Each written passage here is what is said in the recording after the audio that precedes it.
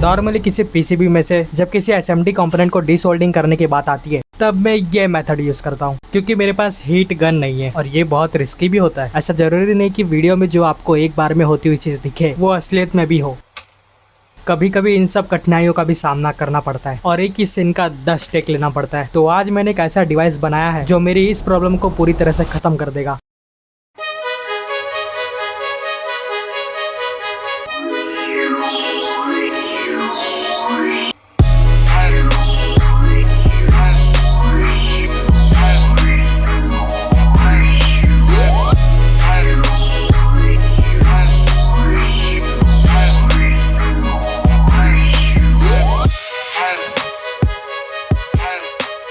इस hot plate को बनाने के लिए सबसे पहले हम लोग इसका हीटिंग एलिमेंट बनाएंगे, जो कि मैं इस सोल्डिंग आयरन के हीटिंग एलिमेंट से बनाने वाला हूँ। और इसको थोड़ा मॉडिफिकेशन करना पड़ेगा क्योंकि ये 240 वोल्ट पे चलता है, पर हम लोग को इसे DC वोल्ट पे चलाना है। तो इसलिए मैं सबसे पहले इसे ओपन करूंगा।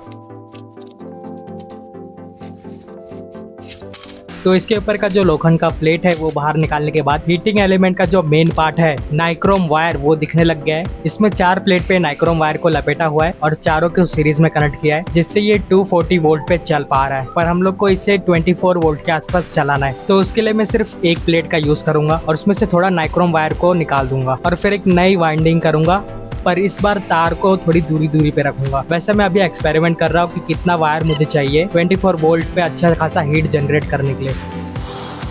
तो वाइंडिंग पूरी हो चुकी है। तो अब इसकी रेजिस्टेंस चेक करता हूँ। तो मीटर में दिखा रहा है 150 ओम की रेजिस्टेंस बनी है, जो कि शायद थोड़ा ज्यादा लग रहा है। अभी इसके दूसरे सिरे पे तार कनेक्ट करना पड़ेगा। तो जो नाइक्रोम वायर बच गया था उसके साथ में जो तार कनेक्ट था उसी को मैं अभी यूज करने वाला हूँ इस नए हीटिंग एलिमेंट को पावर देने के लिए। अब ये हीटिंग एलिमेंट जैसा था वैसा ही पैक कर देता हूँ।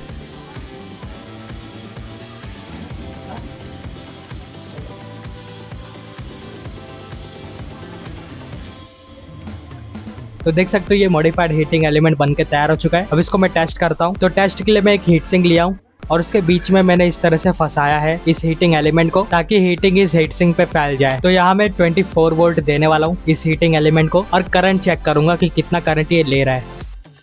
तो ये हीटिंग एलिमेंट 24 वोल्ट पे 240 से 250 मिली एम्प तक ले रहा है, जो कि बहुत कम लग रहा है। अगर कैलकुलेट किया जाए तो सिर्फ 6 वाट की पावर और हीटिंग भी बहुत कम है। तो मैं इस हीटिंग एलिमेंट को फिर से खोल के इसकी वाइंडिंग और कम करूंगा, जिससे ये ज्यादा करंट लेगा और हीटिंग भी ज्यादा हो जाएगी। तो आपका समय बचाने के लिए मैंने फटाफट इसे खोल के इसकी वाइंडिंग को और कम कर दिया और फिर रीवाइंडिंग कर दिया।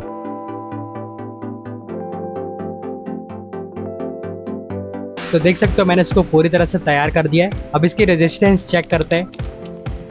तो इस बार मैंने इसकी रेजिस्टेंस 100 ओम कर दिया है, डायरेक्ट 50 ओम कम कर दिया है। तो अब इसे पावर देते हैं। वापस से मैंने इसे 24 वोल्ट दिया है और इस बार ये 360 मिली एम्प ले रहा है। तो कैलकुलेट किया जाए तो ये 9 वाट की पावर ले रहा है। ये भी बहुत गर्म है, पर इतना नहीं कि ये सोल्डिंग वायर पिघला दे। A few moments later. तो इसलिए मैंने इसको फिर से खोल के इसकी वाइंडिंग और कम कर दिया और अब मैंने इसे 50 ओम पे कर दिया है। तो आई होप कि ये अब अच्छा खासा हीट जनरेट कर पाए। तो अब ये हीट ज्यादा होगा तो इसलिए मैंने इसे कार्डबोर्ड पे रखा है। तो अब देख सकते हो 24 वोल्ट पे 800 मिली एम्प ले रहा है। तो कैलकुलेट किया जाए तो 19 वाट की पावर। तो अभी पूरी तरह से हीट हो चुका है। तो एक छोटा सा टेस्ट कर लेते हैं। तो मैंने जैसा सोचा था ये तो बहुत ही ज्यादा हीट हो चुका है। पानी को तो ये पलक झपकते उबाल दे रहा है। अभी इस हॉट प्लेट पे मुझे इन दोनों पीसीबी को भी यूज करना है। एक तो पतला वाला है और एक थोड़ा सा मोटा वाला है। मुझे इस तरह इसे बनाना है कि मैं इन दोनों ही प्लेट पे कोई भी कंपोनेंट को सोल्डिंग या डिसोल्डिंग कर पाऊँ। अब इस वीडियो का मेन पार्ट यहाँ से शुरू होता है। तो अगर आप भी इसे बनाने जाओगे तो आपको कुछ जरूरी चीजों का ध्यान देना पड़ेगा, नहीं तो आपकी पूरी मेहनत वेस्ट। तो वीडियो को बिना स्किप करे देखना। अब ये जो हीटिंग प्लेट हम लोग ने बनाया है उसे मैं इस लकड़ी के टुकड़े पे फिट करने वाला हूँ। वैसे इस टुकड़े को मैंने खुद घर पे कट किया है ज्वेलरी शॉ से, और मैं सच बोल रहा हूँ ये बहुत ही काम की चीज है। इस ज्वेलरी शॉ की वजह से बहुत ही ज्यादा डिटेलिंग में कट हो चुका है। मतलब देखो तो कितना मस्त कट हुआ है। इससे पहले मैं एक्सो यूज करता था जो कि बहुत बेकार था। तो उस ज्वेलरी शॉ को आपको भी खरीदना है तो डिस्क्रिप्शन में लिंक मिल जाएगा, वहां से परचेस कर सकते हो। कोई स्पॉन्सर नहीं है, बस मुझे थोड़ा कमीशन मिलेगा। और इसके साथ 100 ब्लेड भी मिलता है इसके लिए। अगर इसे सही से यूज नहीं करोगे तो ब्लेड तोड़ते रह जाओगे। मैंने इसे जब से खरीदा है तब से 3 ब्लेड तोड़ चुका हूँ। तो ये आखिरी कट भी हो चुका है और इसका ये बीच का पीस देख सकते हो कितना स्मूथली बाहर आ गया। अब इसका बीच का पीस बाहर आने के बाद मैंने इसमें थोड़ा और कटिंग किया है क्योंकि इस पर हीट प्लेट लेवल में नहीं बैठ रहा था, पर अब ये एकदम प्रॉपर बैठ रहा है। अब इस हीट प्लेट को मैं पूरी तरह से पैक करने वाला हूँ, तो इसलिए मैंने एक लकड़ी के टुकड़े से इस तरह का बॉक्स बनाया हूँ जो कि इसके पीछे लगेगा कुछ इस तरह से। बस यहाँ पे एक प्रॉब्लम है कि हीट प्लेट जगह पे हिल रहा है, तो यहाँ पे मैं एक लकड़ी का पीस यूज कर रहा हूँ इसे सेंटर में रखने के लिए। अब ये प्रॉपर यहाँ बैठ रहा है। अब इसके ऊपर के ढक्कन को भी बंद कर देते हैं। इसे मैं पूरी तरह से सील्ड करने वाला हूँ, तो यहाँ पे मैं अनसील का यूज करूंगा। तो देख सकते हो मैंने पूरी तरह से तैयार कर दिया है। और हाँ, इसका जो ऊपर का सरफेस है एकदम प्लेन रहना चाहिए। अभी इसे हम लोग डायरेक्टली यूज नहीं कर सकते, दिखने में अच्छा भी नहीं लग रहा, तो इसकी एक बॉडी बनाऊंगा मैं पीवीसी पाइप से। और ये हीट होके गलेगा नहीं क्योंकि हीटिंग एलिमेंट को मैंने लकड़ी से पूरा कवर कर दिया है। तो पीवीसी पाइप से मैंने शीट बना लिया है, पीवीसी शीट, और उसको मैंने कुछ इस तरह से कट कर लिया है इसकी बॉडी बनाने के लिए। तो इन सारे पीसेस को ग्लू कर लेता हूँ। और हाँ, ग्लू में फेविक्विक यूज करता हूँ। तो सारे पीसेस को एक साथ ग्लू करने के बाद इसके अंदर देख सकते हो मैंने कुछ टुकड़े कनेक्ट किए हैं पीवीसी शीट के, जिस पे ये हीटिंग एलिमेंट परफेक्टली बैठ जाएगा। अब ये देखने में थोड़ा अच्छा लग रहा है। अब बारी आती है इसके अंदर लगने वाले इलेक्ट्रॉनिक्स पार्ट्स की। तो मैं यूज करूंगा एक डीसी वोल्टेज मीटर क्योंकि मेरे पास टेम्परेचर मीटर नहीं है, और एक ऑन ऑफ स्विच, और इसे पावर देने के लिए फीमेल डीसी जैक। और इन सब चीजों का बाय लिंक आपको डिस्क्रिप्शन में मिल जाएगा, और बना बनाया सोल्डिंग हीट प्लेट चाहिए तो उसका भी डिस्क्रिप्शन में लिंक मिल जाएगा। अभी सारे कंपोनेंट का मेजरमेंट करके मैं कटिंग करके इसमें फिट कर दूंगा।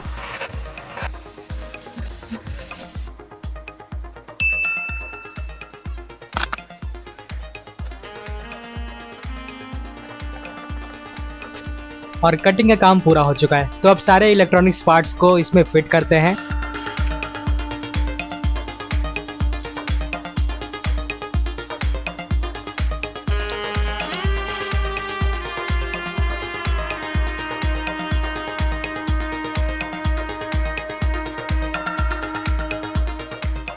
और इसका कनेक्शन तो बहुत ही सिंपल है। अगर आपको देख के नहीं समझ में आएगा तो मैं सर्किट डायग्राम भी दे दूंगा।